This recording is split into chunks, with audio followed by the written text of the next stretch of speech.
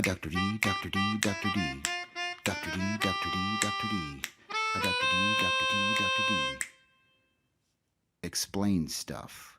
Hey everyone, Dr. D here. In this video, we are going to be doing a review of Practical 2 for TCC, courtesy of Professor Miranda. So let's go ahead and get started. Remember, we are going to have the same format as last time. You're going to get an answer sheet with 50 blanks on it, and you're going to answer 50 questions worth 2 points apiece. And you're going to move from station to station as you answer questions. So what's included in this practical review? We have organisms that we need to be able to identify. So it says here, identify the prepared slides organisms, giving name, type of organism, disease, mode of transmission, and body system affected. So you're going to need to know that Giardia lamblia, for example, causes diarrhea, or Plasmodium vivax causes malaria. Taenia, Taenia is the tapeworm, and also how you pick it up, the type of organism it is, the systems affected. So this is simply matching an organism to a disease, a transmission route, an affected system, and the type of organism it is. So this is simply a memorization. But you also have to be able to identify the organisms based on either a laminated card, like a picture, or there might be a microscope set up with these microorganisms under the microscope. So here at the top left, we have Entamoeba histolytica. This is what it looks like. Be able to identify it under the microscope. Giardia lamblia. I like this one because it looks like a horseshoe crab. Trypanosoma gambiense. These are the trypanosoma, by the way. The trypanosoma look like these little whip-like structures. Don't get confused. These circles here are red blood cells, and the trypanosomes are the whip-like structures. Then over here on the right, you can see these tiny dots. You see these tiny little circles and tiny dots, 2 dots and a circle? That's the plasmodium. The red circles, the pink red circles, are blood cells. Plasmodium is the parasite inside of the blood cells. It looks like two dots and a circle. At the bottom left here, we have Schistosoma mansoni. This is what schistosoma looks like, the type of worm. Then we have Taenia, the tapeworm. You should know that Taenia has a head. The head is called the scolex. And then the body segments are called proglottids. The head, the scolex, has hooks which aid in attachment, and suckers as well. Then we have Trichinella spiralis. Trichinella is pork roundworm. You see this in the background. This is all pig muscle, pig tissue. And these structures inside of the pig muscle are the trichinella. The trichinella are cysts. All right, next we want to know the terms in the lab manual for the exercises performed since the last practical. Remember, this is not a cumulative practical. Number 3, we want to understand why UV is or is not effective against bacteria and the function of each part of the experiment. Why half was covered, why incubated in the dark, why lid was used on one and not the others. So remember, UV is effective against bacteria. However, it is not very effective against endospores. Remember that UV causes formation of what are called thymine dimers. This is where adjacent thymine residues link together like this here, the bottom right. And also, if you have cytosine, they will also link together. So thymine form thymine dimers. Cytosine form cytosine dimers. Remember, these are called pyrimidine dimers. And this can cause mutation. Now, remember that even a little bit of coverage, like this down here at the bottom left, even if you cover with a piece of paper or with a plastic Petri lid, This is enough to block sufficient UV to prevent the disinfecting qualities of UV. So if your bacteria are covered in any way, if they're underwater, if they're under a note card, if they're under a plastic petri dish lid, then the UV is not effective. And so the half that is covered, the bacteria are going to be just fine. They're not going to be effective.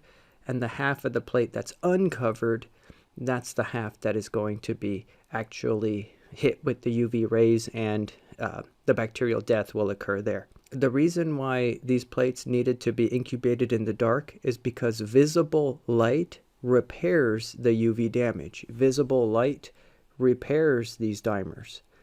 So just remember that the visible light helps to repair these dimers, hence why we had to incubate in the dark. Next, we want to understand the terms used to describe outbreaks. Remember, we did an epidemiology lab? So what I would do if I were you is go through and define each of these terms. Go ahead and open up the lab manual, find these terms, and define each term, basically like a vocab quiz. Next, number 5, know the tests for the bacterial examination of water and be able to interpret results and find the MPN. Remember, we did that in lab for a sample of water. Also know why we tested for E. coli and not some other water contaminants. So, why did we use E. coli as an indicator of fecal contamination? Remember, E. coli is not fastidious. It is easy to test for. It is found in feces, but not naturally in soil and water. It is called a coliform bacteria. Here you go. Here is the water sample experiment we did. Again, we used double strength lactose broths here. We used single strength lactose broths as well. We then inoculated each of these tubes. We then looked for gas, a positive result if 10% or more gas is present in one or more of the tubes. And then we compared that to the MPN table. We also did an EMB plate. See here, we compared that to a table to get our MPN 460 with a confidence of 71 to 2,400. And here you can see the gas bubbles. No gas on the right, some gas in the middle, and lots of gas on the left. Number 6, from the gene lab, be able to define constitutive enzymes, repressible enzymes, and inducible enzyme functions. Be able to explain the results of the experiments we set up. Know the function of iodine, ONPG, lactose, and amylase as well. So, constitutive genes, these are not controlled. They are constantly made. These genes are always on. Inducible genes, not usually made, but can be turned on. They can be induced. Repressible genes, usually made, but can be turned off. They can be repressed. Now, induction of beta-galactosidase. E. coli was inoculated into each tube. After incubation, ONPG was added as a reagent to determine if beta-galactosidase has been produced. And remember, a yellow color was indicative of beta-galactosidase induced. So this is how it works. Produces beta-galactosidase, which then cleaves ONPG to give a yellow product. So this shows you that the bacteria was able to produce the enzyme beta-galactosidase, so turning on the inducible LAC-Z promoter, the inducible LAC-Z operon. And that is an inducible operon. Now, with amylase, this was an example of repression. A small amount of Bacillus subtilis inoculated in the center of the plate. Remember, we put a tiny bit of Bacillus subtilis in the center of the plate. the plate contains either starch or starch plus glucose. After incubation, iodine was added. Now, the reason we added iodine is because it reacts with starch to give you a dark, dark purple, almost black precipitant, which you can see, you can see that dark precipitant in both plates. But notice that in the starch plate, there's this area where starch is broken down. How do I know starch is broken down? Well, because it didn't turn dark purple here in where the bacteria is. The bacteria were breaking down the starch. Another word for starch is amylose, and the starch produced an enzyme amylase to break down the amylose starch. Now, why didn't the starch get broken down in the glucose plate? Well, because when there's starch and glucose present, remember, bacteria like to break down the easier digested sugar first. They break down glucose first. So they leave starch alone until they've broken down glucose. So they haven't actually broken down any starch. And because of that, you don't see amylose digestion.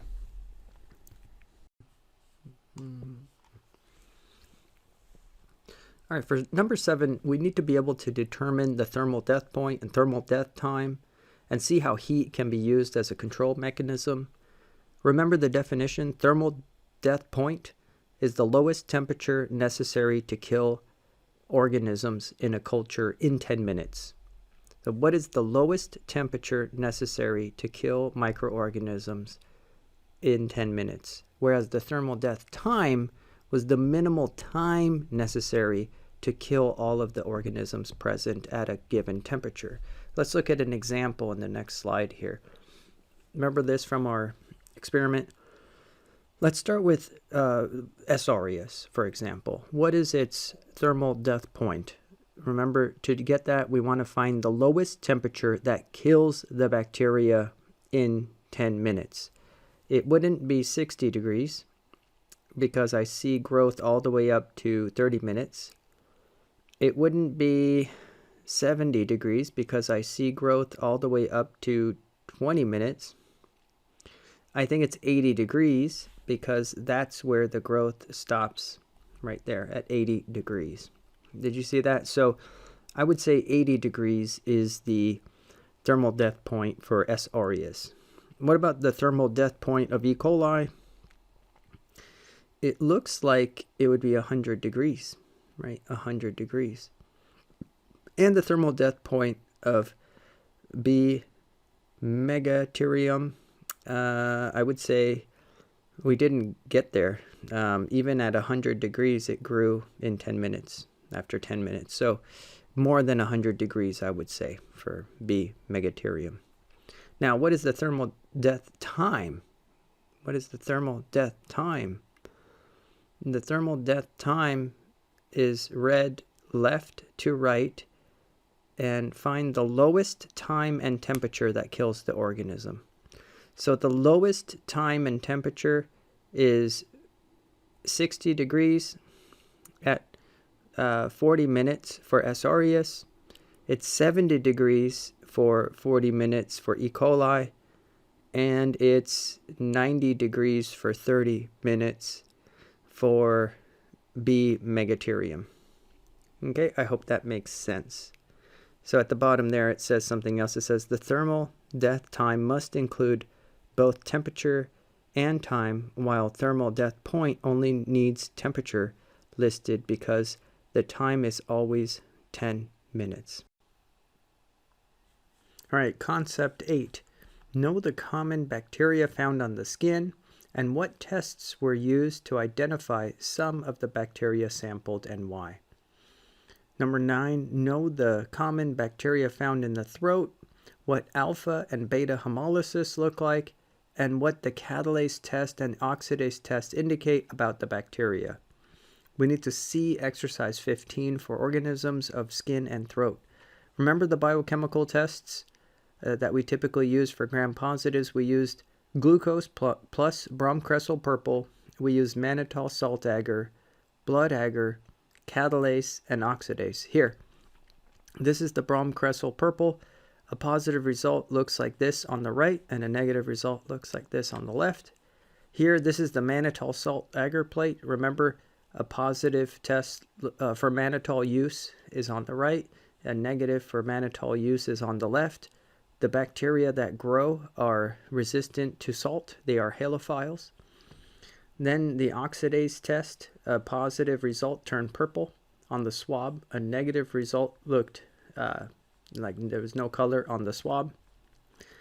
The blood tests, we had alpha, beta, and gamma hemolysis. Alpha hemolysis looks like there's a bruising effect. This is a partial hemolysis with a bruising effect on the agar. Beta hemolysis was complete hemolysis, where you see complete halos, like areas clearing around the colonies. And gamma hemolysis means no hemolysis. This is where the blood looks just fine underneath the colonies. Then there's the catalase test, which checks for catalase, the enzyme. If there's bubbles that form when you added the hydrogen peroxide to the colony, that's a positive for catalase. If there's no bubbles formed, that's negative for catalase. Okay, concept 10 is telling us to look back to experiment 15 and know each of the biochemical tests from experiment 15. The PR glucose test, the PR sucrose, PR lactose, these were your carbohydrate tests. Remember, if they turned yellow, that was a positive result. A pink or red was a negative result. Sucrose as well. Yellow was a positive result. Pink was a negative result. Yellow was a positive result. Lactose, yellow is a positive result. Pink or red is a negative result. Also, remember the Durham tube, the small inverted tube inside of those tests? If there was a bubble inside of the tube, that's positive for gas. If there's no bubble, that's negative for gas for each of these. And remember, the reason the test worked was you had the color indicator in there, phenol red. And what did this show? It was positive for glucose. So the glucose test, if you had fermentation of glucose, that's when you had the yellow color change. For the sucrose test, if you had fermentation of sucrose, you had the yellow color change. The lactose test, if you had fermentation of lactose, you had the yellow the yellow color change. What about the EMB plate? Remember, this was a selective and differential plate. It's selective for gram-negative enteric rods, which means gram-positives do not grow. So if you have growth, this is a gram-negative enteric rod. Then, of the bacteria that did grow, the plate was also differential. Lactose fermentation resulted in purple or pink sheen colonies. If you did not have a color, if the colonies did not have a purple or pink sheen to them or were colorless, this showed that they were not lactose fermenters. Then you had blood agar plates. Remember, blood agar allows you to differentiate types of hemolysis. So it's a differential test. If you have alpha hemolysis, it's partial hemolysis, and the agar appears bruised. If it's beta hemolysis, that's complete hemolysis, and the agar appears to have been totally cleared of blood. So each colony has a halo around it, a clearing, where there's no blood around the colony. And gamma hemolysis means no hemolysis. That's negative for hemolysis. Then remember, we had the glucose plus Bromkressel purple test. If there was glucose fermentation, we had a yellow color shift. If the test remained purple, then there was no glucose fermentation going on. Then we had the mannitol salt agar, or MSA plate. Remember, this is a selective test and a differential test. It's selective because of the high salt concentration. So if there was growth, these were halophilic bacteria. Namely, we were looking for staph. If there was no growth, then these were not halophiles. These were not able to grow in salt. Also, of the bacteria that did grow, we checked for mannitol fermentation. Mannitol is a type of sugar. If there was mannitol fermentation, the colonies produced a yellow color shift in the agar. If there was no mannitol fermentation, there was no yellow on the agar plate. All right, carrying on, we also did a methyl red test. The methyl red test checks for mixed acid fermentation A positive result after you add the methyl red reagent was a red color change, and a negative was clear. The VP test, or Vaux-Pasteur test, checks for butanediol fermentation of acetoin production, and a red color at the top. Remember, there was a red color change at the top after a 30-minute incubation period. That was a positive result, and a black-brown is a negative result. The Simmons citrate slant, this checks for citrate as a sole carbon source or citrase enzyme. If there was a blue color change on the slant, it was a royal blue color change, this is a positive result. If it was green, that's a negative result. Next, we looked at the Sims semi-solid, which checked for motility and hydrogen sulfide production, FES, hydrogen sulfide production. For motility, if we saw growth throughout the semi-solid media, that was indicative of motility. If we saw growth only at the stab line, where you use the needle to stab the agar, the semi-solid deep, then it was not motile. For H2S production, if the media turned black, that was a positive result for H2S production. If it remained a yellow or amber color, that was negative. Then we had trypticase soy agar. This was just a general purpose viability test. If there was growth, that was a positive result, that the bacteria were alive. And if there was no growth, then the bacteria were not viable, not alive. Tryptone broth test. This was a test for indole production. If after adding the Kovacs reagent, there was a red ring, that's positive for indole production. And if it was clear, that's a negative result for indole. And lastly, here we had a urea broth, which checked for the enzyme called urease. If the bacteria produced urease, then urease broke down the urea to ammonia and carbon dioxide, giving us a hot pink color change. And if it was negative, it was more of a peach orangey color. All right, these were the reagents used in the tests we just covered in the last couple of slides. Let's just touch on these real quick. Hydrogen peroxide, remember that's what we added to the catalase test to see bubbles.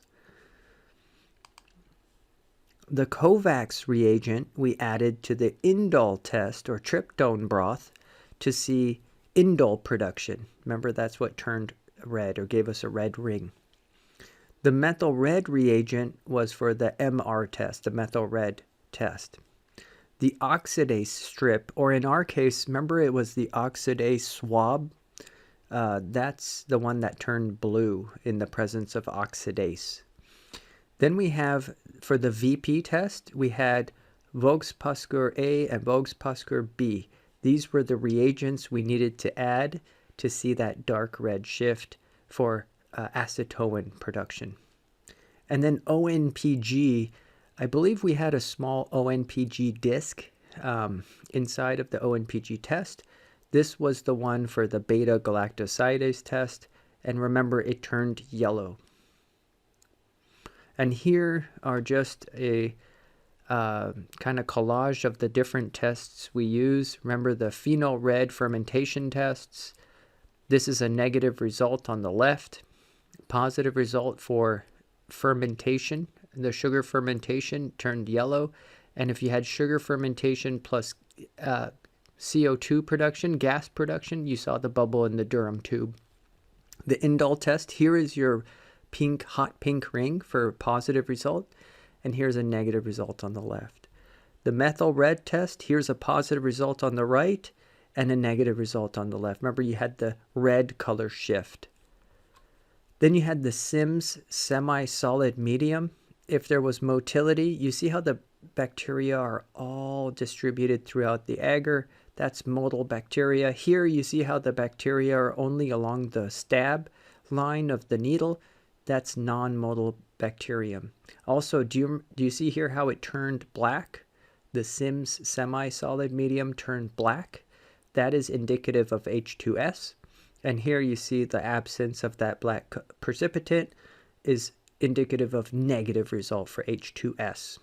Then we had the VP, Voges-Pasteur test. And remember, after a wait of 20 to 30 minutes with those reagents A and B, we saw a red layer, a dark red layer on top. That's a positive result. If we did not see that dark red layer, that was a negative result for acetoin. Then up here at the top right, we had the Simmons citrate test. Remember, it started out green, and if it remained green, that's a negative result for citrate use. Here we see that royal blue color shift, especially where the agar is, where the agar meets the bacterium. Sometimes you'll see green still at the bottom of the tube. Don't worry about that. If the color shift happens on the top half of the tube, there you go. That's a citrate positive. It's a royal blue color change. And then lastly on this slide, you can see the urea test. Remember the urea test, if you have a hot pink result, hot pink, that's a positive result. So this and this are negative results on the right and the middle. Hot pink color change is indicative of urease. All right, so for this activity here and the next one, remember you need to refer back to your gram positive and gram negative unknown activities where you would be able to identify a particular unknown species based on a number of tests. So you see here at the top, it says a gram stain indicates that the organism is a gram-negative bacillus. Remember, if it was bacillus, that excluded the cocci-shaped ones. All three phenol red tests were performed, and all three indicated fermentation and gas production. So what you would do, remember, is go back to your table and look at which bacteria is gram-negative bacillus shape, and which one can produce gas, like and ferment all the three sugars. And then you could narrow it down. So here it says, what are the possible identities of this organism based on the information above? In this case, it was CF and EA. Then it asks, name a test that could be run to determine the identity of the organism. Well, you would have to look at which of the tests below would give you, some kind of different result between CF and EA species. And in this case, it's any of the following: MR, VP, urea, EMB, oxidase, or SIM. You don't need to do all of them, but you could do any one of them to identify your unknown. Okay, and those are the types of things to think about with these unknown activities. Here you see a gram stain shows an organism is gram-negative bacillus. Streak plating is done. It is found to have white colonies with no pigment. So then again, you'd have to look at which one has no pigment, which one has white colonies, which one is a bacillus shape, and then go through and determine from the table how you would identify the unknown. It's very straightforward to answer these questions. Next, for concept 11 here, be able to determine which antibiotics or antiseptics were most successful or least successful in allowing bacterial growth on the Mueller-Hinton plates and why. So here, look at the zone of inhibition to determine if susceptible or resistant. No definitions. Disinfectant and antiseptic. Remember, disinfectants reduce microbial loads on surfaces, but they're not as stringent as sterilization, which is complete removal of all viable life. Antiseptic is treating live tissues or living tissue. And remember, this is what's called the zone of inhibition. It's the diameter of this clearing around the pellet. Okay, the bigger this zone of inhibition is in millimeters, the more susceptible the bacteria are. The smaller the zone, see here, there's no zone here, the more resistant the bacteria are. So in this case, on this plate, I would say it's chlorine that these bacteria are most susceptible to, and it's phenylphenol that they're least susceptible to on this particular plate.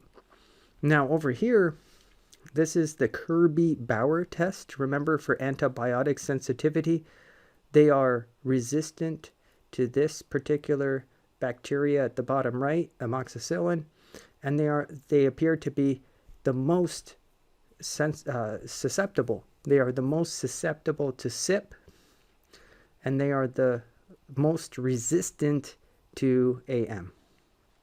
And again, what would you do? You would measure the diameter in millimeters to determine the zone of inhibition. All right, then we moved on to blood testing, and it says here, understand blood typing and quick strep tests. This slide here is about blood typing. What immunological process is demonstrated here? Know how to read blood typing. So the immunological process here is called serology, looking at antibodies and antigens binding together. Both tests use antibodies to detect presence or absence of antigens.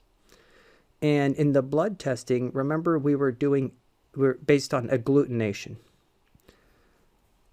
This allows for faster results because incubation is not needed, not as accurate as traditional cultures and identification tests. So let's do some blood typing here. Here I see the clumping on anti-A, so this person would be A negative. I don't see clumping in the row factor here, anti-D. So the first card, I see agglutination of A, but I don't see agglutination on any other of these tests. So it's an A negative result. Here, I see agglutination of A and agglutination of anti-D, the row factor. So this would be an A positive. And here, I see no agglutination in A, no agglutination in B. I do see agglutination in D, the row factor, so it's O positive. And if I saw all across the board no agglutination, that would be O negative. Lastly, remember the strep test. After the strep test, we wanted to see two bands. Even if the second band, the test band, was faint, that's still a positive test for strep. If I see just the top band and no band underneath, that's a negative test for strep. Okay, so I hope this helps. We touched on each of these concepts here. The best way to study is to go back through your lab book, look at each of the different activities we covered during the practical, since the previous practical, I should say, each of the different labs we covered. Go through each of the terms in bold. Go through each test we did. By test, I mean the different plates we used, the different broths we inoculated, the different slants we inoculated or deeps we inoculated, and break down each test. Go through and learn all the terms in bold, especially those terms that have to do with epidemics and pandemics, etc. And I think we should be just fine for the practical exam. All right, I hope this helped, and I wish you luck. Study hard, and we'll see you soon. Dr. D, Dr. D, Dr. D. Dr. D, Dr. D, Dr. D. A Dr. D, Dr. D, Dr. D. Dr. D, Dr. D, Dr. D. A Dr. D, Dr. D, Dr. D. Dr. D, Dr. D, Dr. D.